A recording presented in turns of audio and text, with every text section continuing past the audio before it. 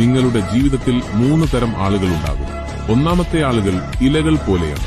ഓരോ സീസൺ മാറുന്നതിനനുസരിച്ച് അവർ വരും പോകും. കുറച്ചു നേരത്തേക്ക് അവർ നിങ്ങൾക്ക് ഭംഗിയും സന്തോഷവും തരും. പക്ഷേ കാറ്റടിക്കുമ്പോൾ അവർ കൊഴിഞ്ഞുപോകും. രണ്ടാമത്തെ ആളുകൾ മരത്തിന്റെ ചില്ലകൾ പോലെയാണ്. അവർ ഇലകളേക്കാൾ ശക്തരാണ്. അവർ നിങ്ങളെ താങ്ങി നിർത്തും, നിങ്ങളോടൊപ്പം വളരും.